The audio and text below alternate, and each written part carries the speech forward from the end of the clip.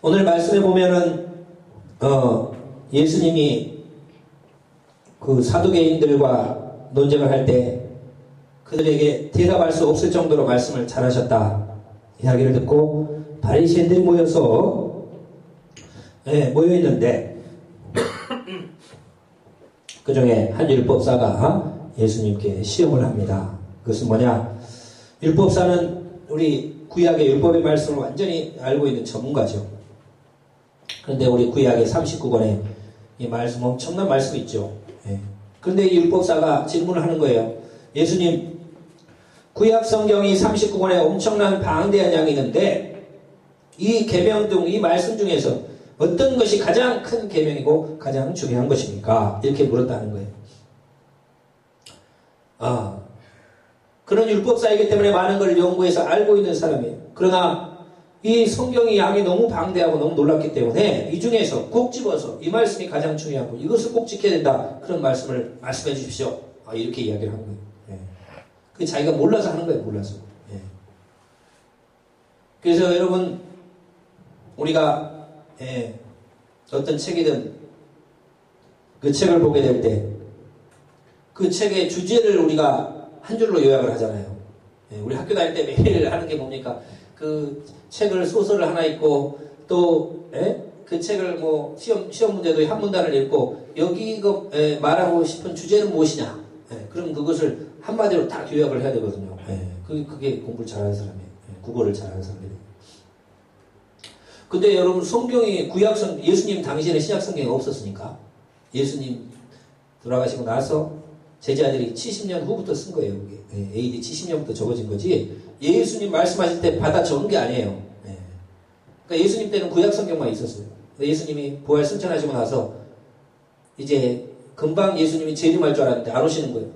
그러니까 제자들이 점점 하늘나라로 갑니다. 그러니까 이러면 안 되겠다. 큰일 났다. 예수님의 제자들이 돌아가시기 전에 그들에게서 예수님이 하셨던 말씀을 받아 적어 놓자. 그래서 이제 마가복음이 생긴 거고 이렇게 생긴 겁니다. 굉장히 후에 예수님 부활 승천하신 몇십 년, 30년 후에부터 적어진 거예요. 그들은 예수님 금방 올 줄 알았어요. 그래서 적을 필요가 없었어요. 근데 안 오시니까 아이고 큰일 났다 해서 그때부터 적은 거예요. 그러니까 예수님 당시는 구약 성경만 있었다 이거. 구약 성경. 그래 이 구약 성경도 내용이 얼마나 방대합니까? 여기에서 가장 중요한 걸 말씀해 주십시오. 이거 얼마나 어려운 질문이. 그러나 예수님께는 전혀 어려운 질문이 아니다 하는 겁니다. 왜? 예수님은 말씀의 저자요 하나님의 말씀이신 분이요 말씀이 육신이 되어서 오신 분이요 성경의 중심이요 모든 걸 알고 계신 분이 구약 성경 한마디로 요약을 못하겠어요. 그 예수님이 말씀을 한마디로 요약을 하는데 성경은 결국 내 마음을 다하고 목숨을 다하고 뜻을 다하며 주 너의 하나님을 사랑하라 이것이 첫째 되는 계명이에요. 둘째 되는 계명은 그와 같으니 내 이웃을 내 자식과 같이 사랑하라. 이 두 계명이 온 율법과 선지자의 강령이니라 이렇게 말씀했어요. 결국 성경은 하나님을 사랑하는 것 그리고 내 이웃을 내 몸처럼 사랑하는 것 그것을 말씀하는 것이다. 여러분 얼마나 대단합니까? 이 구약 성경을 딱 두 줄로 요약을 했어요. 하나님을 사랑하라. 하나님을 사랑하되 내 마음과 뜻과 정성을 다하여 하나님을 사랑하는 것 그리고 내 이웃을 내 몸처럼 사랑하는 것 이것이 바로 성경의 요약이니라. 할렐루야. 너무 귀한 말씀인 줄로 믿으시기를 축원을 드립니다. 그래서 어떻게 이 방대한 성경을 어떻게 이 한 절로 요약을 하는가. 너무너무 놀랍다 이거. 오늘 가르쳐준 말씀이 우리 마음판에 새기고 결국 성경은 하나님을 사랑하는 이야기구나. 하나님을 사랑하되 내 마음과 뜻과 정성을 다해 하나님을 사랑하는 이야기. 결국 이웃을 또한 내 몸처럼 사랑하는 이 말씀이구나 하는 것을 우리가 분명히 깨닫는 저와 여러분 되시기를 주의 이름으로 축원을 드립니다. 그래서 오늘 이 말씀을 우리가 마음판에 새기고 우리의 삶의 목적은 바로 하나님을 사랑하는 것이요 그리고 이웃을 내 몸처럼 사랑하는 것이 그게 성경의 말씀을 실천하는 것이다 하는 것을 깨닫는 저와 여러분 되시기를 축원을 드립니다. 오늘 말씀에 보면은 성경의 이 내용의 이 말씀이 우리의 말씀이 되어야 된다는 것입니다. 오늘도 세상 사람들은 이 인생의 목적을 잘 알지를 못해요. 왜냐하면은 먼저 하나님을 사랑하는 그것을 알지 못하는 거예요. 이웃을 사랑할 수 있습니다. 주님을 모르고 살아가는 사람도 하나님은 사랑하지 못하지만은 이웃을 사랑할 수 있어요. 왜냐? 그래요? 좀 추우신 분도 있고.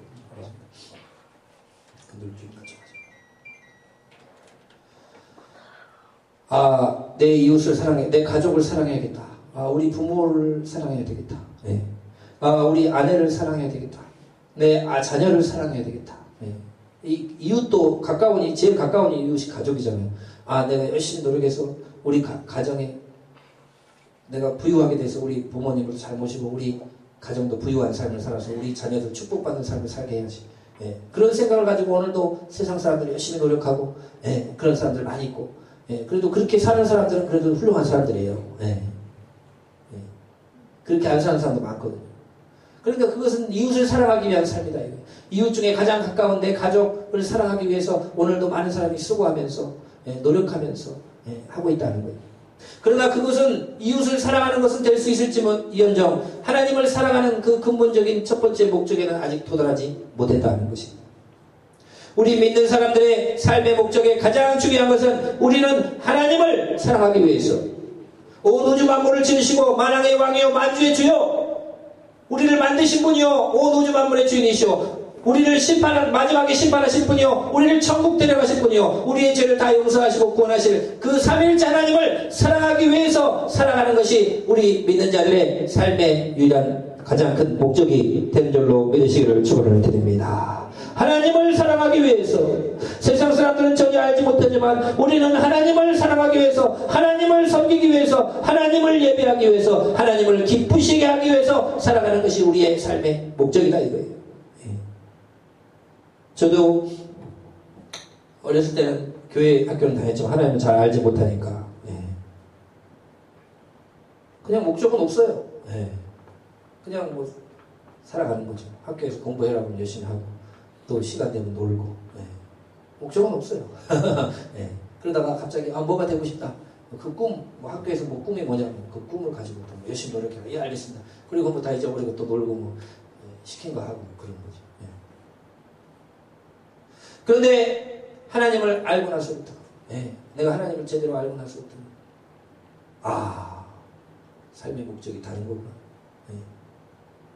전능하신 하나님 우주 만물을 만드시고 만왕의 왕 만주의 주요 우리의 인생에 향한 모든 계획을 갖고 계신 그 하나님 그분을 위해서 그분이 기뻐하는 것을 위해서 살아가는 것이 우리 삶의 목적이구나. 그것을 깨닫게 됐다.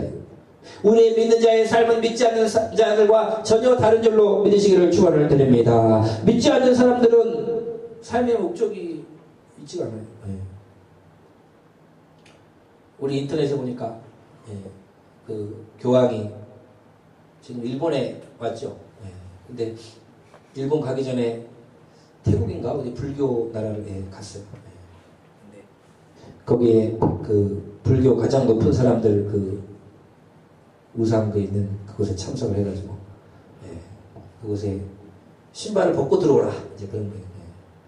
그래가지고 신발을 벗고 들어가가지고 그 종교를 존중한다는 의미에서 서로 막 대화를 나누고 그 불교의 최고의 수장과 카톨릭의 최고의 수장이 대화를 나누고 그런 이제 그 사진이 나오더라고요.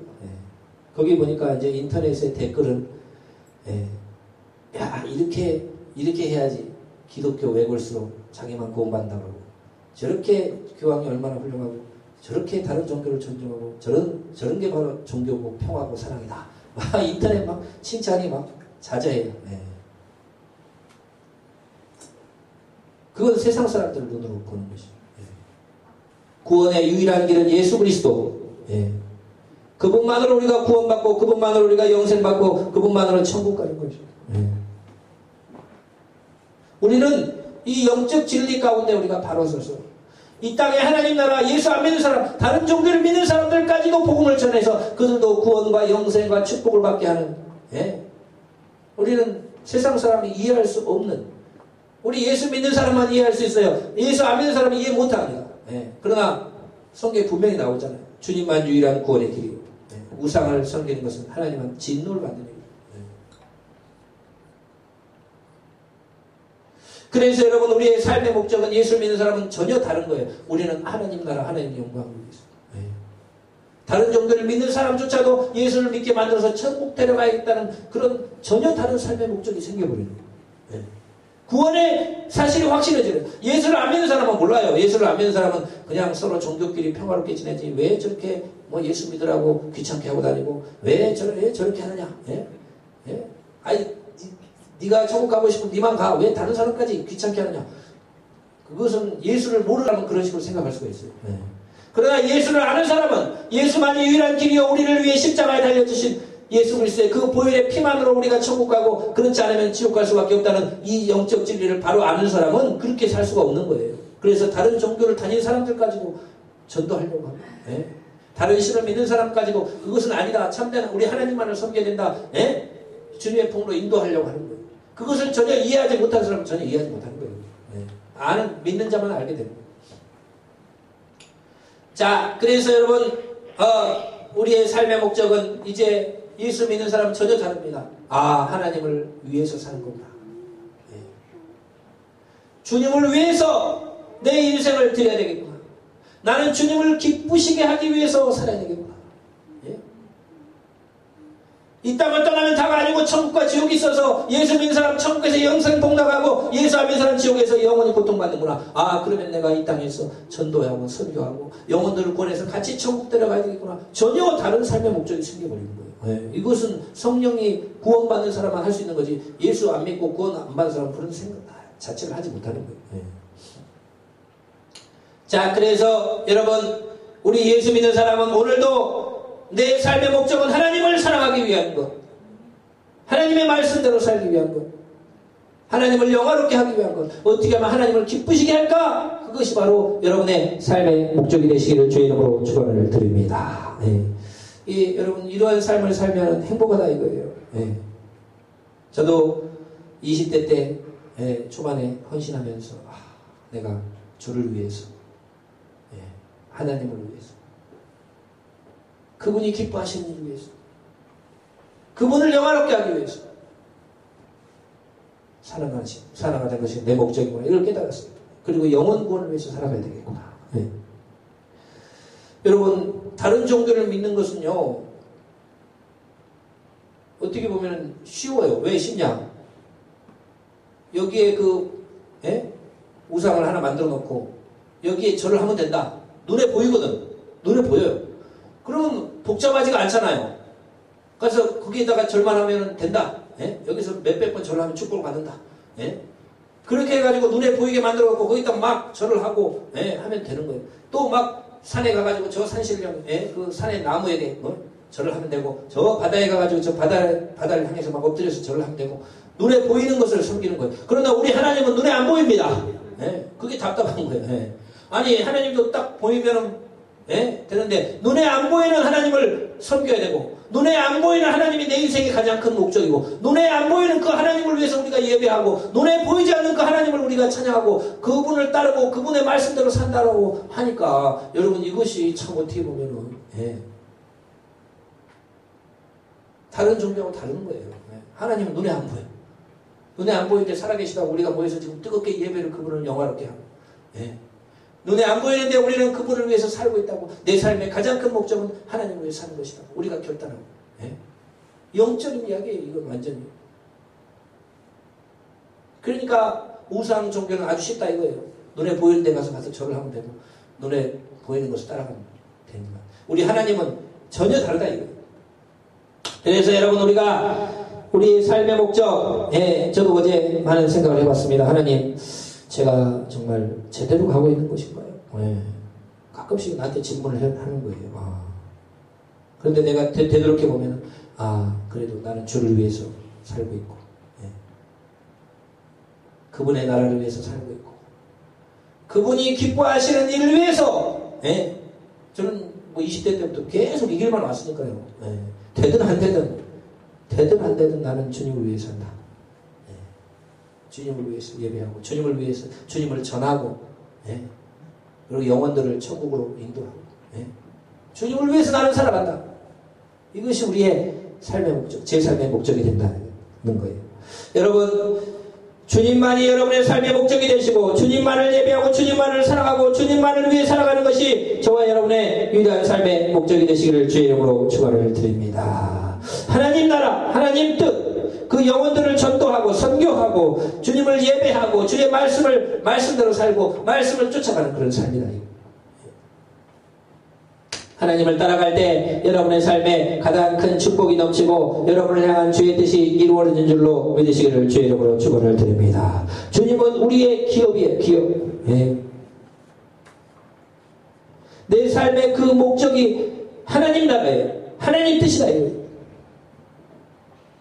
요즘 우리나라가 여러 가지로 좀 어려운 일들이 복잡한 일들이 있는데요. 예. 저는 그것을 반대로 생각을 해봤어요. 그 일본의 관계라든지 미국과의 관계라든지. 예. 근데요, 이것이 다 우리나라가 지금 굉장히 대단한 나라가 되고 잘 사는 나라가 됐기 때문에 그런 공격이 들어오는 거예요. 예. 물론 역사의 문제로 시작했지만, 예. 지금 우리나라의 그 삼성 휴대폰이라든지, 예. 최첨단의 그 반도체가요, 세계 1위를 달리고 있습니다. 예전에는 여러분 그 일본의 그 소니라든지 뭐 대단한 회사였잖아요. 우리 90년대는요 그 소니 예? 카세트 그거 하나 가지면요 더 대단했어요. 저도 그 저희 아버님이 우리 그 동생 일본에 학교 다닐 때 한번 갔다 와가지고 그걸 사고 왔거든요. 얼마나 나 20년 전에 귀하게 여겼는지. 그 테이프 있잖아요. 테이프 넣어갖고 돌라고 막 그 우리나라 거 말고 소니 진짜로 이거랑 학교 다 쳐다보고 그래요. 얼마나. 요즘에 누가 테이프 틀고 다닙니까? 90년대는 일본이요 전자제품을 다 잡았다고 하지만은 지금은 누가 디지털 카메라를 갖고 다니고 누가 그 테이프 그거 녹화하고 다녀요. 요즘은 다 핸드폰 안에서 모든 게 다 되는 세상에. 근데 이것을 지금 일본이 아니고 한국이 잡았어요. 전 세계를. 한국이 잡았어요. 일본은 상대가 안 되고요. 그리고 미국 애플하고 우리하고 삼성하고 전 세계를 놓고 경쟁합니다. 그러니까 여러분, 일본이요 얼마나 지금 배가 아파가지고 저 한국한테 놓친 거에 놓쳐 기회를 놓친 거예요, 자기들.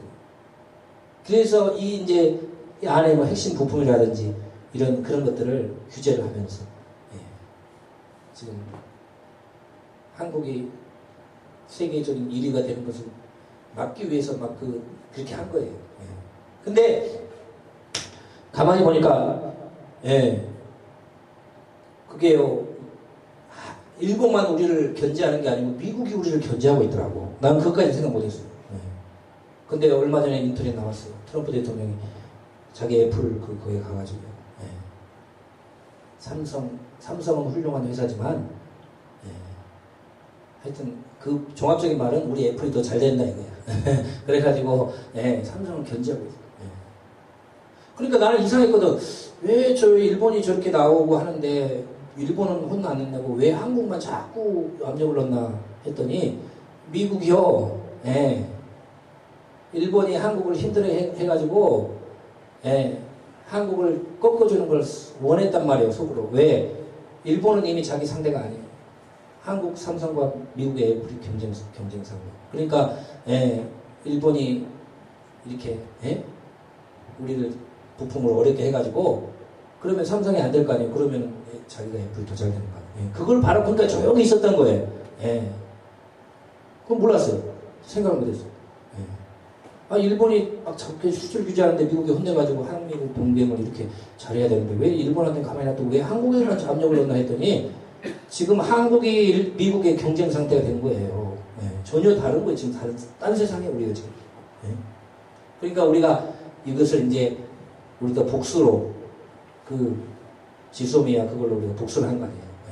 그랬더니 막 미국이랑 일본이 펄쩍 뛰면서 막 지금 했는데 어쨌든 연장돼서. 근데 여러분 우리한테 미국이요 방위비를 몇 배 올려달라고 그러는데 그것도요 여기 트럼프 대통령이 왔다가 평택 기지에 갔다가 헬기를 타고 서울로 오면서 보니까 여기 삼성 수원 공장을 본 거예요.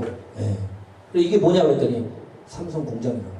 거기서 깜짝 놀라더니 저 한국 안 된다. 저 부자 나라 더 내라 더. 그때부터 이게 된 거예요. 예. 그러니까 지금요 미국 대통령이 전 세계에 광고를 하잖아요. 한국은 부자 나라 돈을 더 내시오.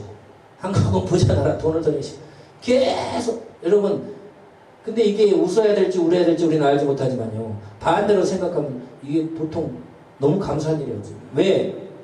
우리가 미국한테 가장 못 사는 나라로 원조받던 나라 아닙니까? 예. 근데 지금은요, 미국 대통령이 전 세계에 홍보를 하면서 한국은 돈을 더 내시오. 한국은 잘 사는 나라입니다. 예. 전 세계 홍보를 해주고 있어요, 여러분. 반대, 지금. 예. 그러면서요, 삼성을 잡으려고요. 예. 미국이 막 경쟁사들. 그럼 우리나라 지금 최첨단 요즘은 무조건 핸드폰 세상이거든요. 다른 거 아마존에 그 목사님들 이야기 보면요 빨개 입고 가는 사람도 이거 갖고 있대요. 핸드폰 들고 있대요. 원신들도 핸드폰 갖고 있대요. 네, 그 정도예요. 그 정도. 네. 모든 것이 앞으로는 전자제품 다 필요 없습니다. 여기서 다 해결돼요. 네. 이걸 우리가 잡았다 이거예요. 자 그런데 어쨌든 중요한 것은 여러분 우리가 어떻게 이야기를 하다 이쪽으로 흘렀는지 모르겠는데 중요한 것은 이제 우리는 세상 기업이 아닌 가령 내가 어떤 우리나라의 기업에 들어갔다라고 하면 그 기업을 위해서 우리는 최선을 다해야 되죠. 그런데 우리는 여러분 이제 하나님 나라의 백성이요 하나님 나라의 기업이 됐다. 우리의 제 삶의 목적은 무엇이냐? 이제 하나님 나라입니다. 하나님. 주님의 나라, 주의 영광, 주의 뜻을 위해서 나는 헌신돼야 된다. 여러분도 삶의 목적이 이제는 전혀 달라요. 어떻게 하면은 내가 하나님 나라를 위해 충성할까? 가령 뭐 어떤 사람이 삼성의 직원으로 들어갔다고 하면은 자기가 높든 낮든 그 회사를 위해서 충성해야 되는 거예요. 내가 열심히 해가지고 이 회사가 잘 되기를 위해서 그것이 하나의 목적이 되는 거예요. 우리는 주님의 나라의 기업이 되고 주님의 나라의 백성이 되었습니다. 우리의 삶의 목적은 전혀 달라요. 우리의 삶의 목적은 어떻게 하면 주님을 영화롭게 할까? 어떻게 하면 교회를 부흥시킬까? 어떻게 하면 세계 선교를 이룰까? 어떻게 하면 더 많은 사람이 예수 믿게 만들까? 어떻게 하면 이 말씀을 더 많이 전파해가지고 더 많은 사람을 천국으로 데려갈까? 영혼을 구원할까? 이것이 완전히 우리의 삶의 목적이 돼서 전혀 다른 삶을 살아야 될 줄로 믿으시기를 주의 이름으로 축원을 드립니다. 그래서 여러분 우리 예수 믿는 사람의 삶의 목적은 이제 하나님을 사랑하는 것이 하나님을 대한민국이 이렇게 대단한 나라가 된 것도요 이 아시아에선 예수 제일 잘 믿는 나라가 한국이에요. 그거 뭐 부인할 수가 없는 거예요. 전 세계 선교 역사 중에 한국처럼 교회가 일어나가지고 한국처럼 선교하고 한국처럼 그렇게 하는 나라가 없어요. 하여튼 아시아에서 1등 국가가 될 줄로 믿으시길 축원을 드립니다. 1등 국가 될 세계 2위 국가가 된다고 했어요. 왜 세계 2위 선교대국이에요? 여러분 우리의 삶의 목적은 어떻게든 하나님을 영화롭게 하고 어떻게든 하나님을 기쁘시게 하고 어떻게든 하나님의 나라를 이 땅에 이룰까 하는 것들을 생각하면서 여러분 살아가는 저와 여러분 되시기를 주의 이름으로 축원을 드립니다. 우리의 삶의 목적이 하나님을 사랑하는 것. 저도 어제 많은 생각을 했어요. 하나님을 내가 어떻게 사랑할 것인가? 어떻게 내가 하나님을 사랑하는 삶을 과연 나는 지금까지 잘 살아가고 앞으로는 어떻게 살 것인가? 많은 생각을 했어요. 하나님 더 영적으로 충만케 해주소서. 더 영적으로 충만케 해서 내가 하나님을 위해 살아가는 게 뭔지 분명히 알고 내가 해야 될 사명을 분명히 알고 그 길을 달려갈 수 있도록 해달라고 어제 또 기도하는 시간을 제가 가졌어요. 성경은 하나님을 사랑하는 사람들의 이야기로 가득 차 있다는 것입니다. 아브라함은 그 아버지 테라는 우상 숭배자였어요. 우상을 만들어 팔던 사람이에요. 성경에 우상 숭배하면 3, 4대를 저주한다고 출애굽에 나오잖아요. 우상 숭배 그런데 자녀들이 복을 못 받아요. 어렵게 되는 거예요. 하나님이 싫어하는 일들을 하면은 나뿐만 아니고 자녀들이 복을 못 받아요. 그러니까 하나님을 영화롭게 하면은요. 자손 1000대까지 복을 주는 줄로 믿으시기를 축원을 드립니다. 그런데 아브라함의 아버지 테라는 우상 숭배자였기 때문에 아브라함이 축복받을 수가 없거든 사실은. 우상을 만들어 팔던 사람이에요. 그런데요 아브라함은 어렸을 때부터 달랐어요. 아버지가 만들어 놓은 우상을요 가서 파괴시켜버립니다. 낮에 몰래 가서 다 깨뜨립니다. 그럼 아버지가 왔다가 난리가 나는 거예요. 싸움이. 아니, 누가 이거, 이게 얼만데 이걸 누가 깨뜨렸냐? 이거 신인데. 하면서. 이게 성경에는 안 나와요. 근데 탈무드에 나와요. 탈무드에 나와요. 그러면은요, 아버지 내가 깨뜨렸습니다. 아니, 이놈이. 해가지고. 아버지 이런 헛된 걸 신이라고 하지 마십시오. 이거 돌을 깎아가지고 뭐 신이라고 그렇게 팔아먹고 그럽니까? 아버지 하지 마십시오. 아니, 이놈이 막 그러면서 이제 막 싸웠겠죠. 그래도 계속 하나님이 그런 걸 귀하게 보셨어요. 나중에는요, 아버지가 그걸 포기하고 아브라함을 따라옵니다. 아브라함을 따라와요. 그래서, 아버지, 여기서 이런 거 하지 말고 다른 쪽으로 갑시다. 하나님이 다른 데로 가라고 그랬어요. 가나안 땅으로. 그러니까, 이제, 이 아버지가, 데라가 아브라함한테 진 거예요. 그래가지고, 그래, 이런 거 하지 말고, 내가 헛된 짓을 했지. 돈 벌려고 내가 거짓말 해가지고, 신이라고 해서 돈 많이 벌었는데, 다 이게 나쁜 짓이다. 쓸데없는 짓을 많이 했다. 그래, 아브라함은 이제 따라간 거예요. 아브라함, 네 시킨 대로 하자. 가자. 그리고 갔는데, 갈 때야 우리에서 하란까지밖에 못 갔어. 가나안 땅으로 가야 됩니다. 근데 또 아버지가 아이고 난 더 못 가겠다. 여기 있다. 여기 나 힘들어. 그러니까 이 아브라함이 또 아버지를 또 어떻게 하지 못하는 거예요. 그래가지고 가나안 땅으로 가야 되는데 하란에 머물러가지고 아버지가 돌아가실 때까지 거기 살았다 그렇게 나와 있어요. 근데 이제 아버지가 완전히 돌아가시고 나니까 그때 가나안 땅을 향해서 전진하면서 그 75세부터 하나님을 제대로, 그 전에도 하나님을 좀 알았다고 할 수가 있어요. 근데 그때부터 하나님 말씀대로 완전히 순종해가지고 이제 본토 친척 아비지까지 갈 때 우리에서 하란까지 왔는데 아버지가 모시고 하란에서 아버지하고 같이 그냥 머물렀어요. 그러나 아버지 돌아가시고 나니까 이제 가나안 땅을 향해 출발하면서 75세에 하나님의 부르심을 받고 175세에 천국 갈 때까지 그는 하나님을 예배하는 사람이요, 하나님을 전하는 사람이요, 하나님 말씀대로 사는 사람이요, 놀라운 하나님의 축복을 받은 사람인 줄로 믿으시기를 축원을 드립니다. 그러니까 그게 뭐냐면은 하나님을 사랑한 이야기예요. 성경에 하나님을 사랑한 이야기로 가득 차 있다 이거예요. 하나님을 만나서 그 하나님을 섬기며 하나님을 예배하며 하나님을 따라서 축복받은 사람들의 이야기로 가득 차 있어요. 그것들을 우리에게 가르쳐 주는 거예요. 여러분, 노아도 마찬가지입니다. 세상 사람들이 너무나 타락해가지고 노아의 시대는 자기가 원하는 사람들과 무조건 다 결혼을 했다고 했어요. 그러니까 예전에는 남자와 여자 한 부부도 이렇게 됐는데 타락한 사람들만 좀 결혼을 이제 했는데 노아의 시대가 되니까 마음에 원하는 사람은 그냥 무조건 다 결혼. 그러니까 성적 타락에 완전히 온 세계에 덮었다.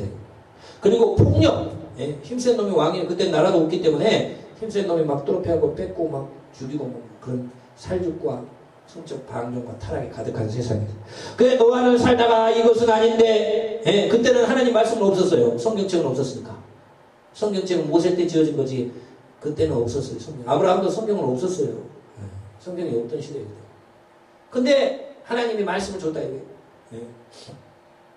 그래서 이런 건 아닌데 우리 조상 중에서 에녹 같은 사람은 하나님과 동행하는 우리 경건한 조상도 있었고 이렇게 타락하고 힘 있는 놈이 다 빼앗고 죽이고 또 성적으로 문란한 타락한 이런 시대는 아닌데 하면서 그것과는 다른 삶을 살았다 이거예요. 그런데 하나님이 분노하셔가지고 이 죄악 많은 세상 내가 왜 사람을 만들었던고 이렇게 죄를 짓고 살아가는 이 세상을 내가 가만 안 두리라 다 물로 쓸어서 없애버리라 라고 할 때 노아의 그 경건함 노아의 하나님 말씀대로 살아가자는 노아만큼은 하나님이 다르게 보시고 노아와 그 가족만큼은 구원하셨는데 노아에게 명령을 내립니다. 노아야 세상이 너무 타락해서 난 더 이상 세상을 진 걸 후회스럽고 내 세상을 다 멸하려고 하는데 너만은 내 말씀대로 살려고 하는 그 양심이 있고 너만은 세상과 구별된 삶을 살려고 하는 너의 그 마음을 보고 너를 구원해 줄 테니까 너 세상의 모든 나라에 이 물을 홍수를 내려가지고 세상을 다 멸할 때 너 산에 가서 방주를 지어라. 산 꼭대기에 가서 큰 배를 지어라. 그리고 그 배를 지면 내가 시간이 돼 비를 내리기 전에 너한테 말해줄 테니까 먼저 지어라. 그래서 노아는 그 하나님 말씀을 받아서 산에 가서 방주를 지는데 성경에 그 설교들을 보면 120년을 지었다고 그러거든요. 그게 성경에 나오질 않아. 그런데 이제 그 횟수를 맞춰보면 그렇게 들어가요. 산 꼭대기에 여러분 올라가서 배를 짓는데 사람들이 얼마나 비웃었겠어요. 저 할아버지가 완전히 미친 할아버지, 정신이 나간 사람이다. 예. 아니 뭔 비가 와가지고 온 세상이 멸망한다고 산꼭대기에 가서 저렇게 120년 동안 집을 짓고 있는 완전히 이렇게 된 사람이 있다. 예. 완전히 예. 보면요 그 노아 그 영화가 있어요. 보면 내가 그거 봤는데요. 막 술 먹으면서 사람들이 노아가 산으로 막 나무를 갖고 올라가면요 젊은 사람이고 늙은 사람이고 막 웃으면서 막 깔깔대면서 얼마나 하는지 몰라요. 예. 완전히 미친 할아버지가 한 명이다. 네. 그러나 노아는 하나님의 말씀을 받았기 때문에 세상이 이렇게 타락하고 잘못되는 세상이 아니다 하는 것을 알았기 때문에 그는 하나님의 말씀에 순종하여 그 산꼭대기에 방주를 쳤다 이거예요. 그랬더니 정말 방주가 완성되고 동물들이 정말 한 쌍씩 경건한 건 정결한 건 7쌍씩 정말 나오는 거예요. 하나님 말씀대로. 그러더니 그 방주에 다 타고 가족들이 타고 하니까요. 문을 닫으니까요. 비가 내리기 시작합니다. 그래서 온 사람들을 다 멸하는 그런 비가 내려서 모든 살아있는 것들이 다 죽고 말았다. 그래서 이 노아의 세 아들 셈과 함과 야벳으로부터 오늘날 동양인, 서양인, 아프리카 흑인이 나와가지고 이렇게 세계에 다시 출발하게 된 거예요. 이것도 여러분 그 하나님을 사랑하는 얘기, 하나님의 말씀 세상과는 다르게 하나님 좁은 길을 가며 이런 타락한 세상이 아니다. 하나님 말씀대로 살아야 된다. 그 경건한 삶을 살았던 노아, 하나님을 사랑한 얘기 아닙니까? 우리 지난 수요일 날도 우리 베드로에 대한 말씀 우리가 묵상했지만 베드로 주님이 물으시잖아요. 갈릴리 바닷가에서 부활하신 주님이 네가 나를 사랑하느냐 3번 물으시고 네가 나를 사랑하느냐 너가 다른 사람들보다 나를 더 사랑하느냐. 오늘도 주님은 여러분 우리에게 묻고 계신 줄로 믿으시기를 축원을 드립니다. 내가 너를 여러분 우리의 인생이라는 것은 앞으로 이런 삶이 돼야 돼요. 내가 남은 인생 하나님을 어떻게 사랑했다는 그런 기록입니다. 지금까지도 여러분 하나님을 사랑하는 삶을 살았다고 하면 앞으로 천국 가기 전까지도 여러분의 그 도화지에다가 그림을 그리는 거예요. 그 그림은 뭐냐? 내가 하나님을 사랑한 이야기예요. 앞으로 내가 어떻게 하나님을 사랑했다가 천국에 올라가서 하나님 감사합니다.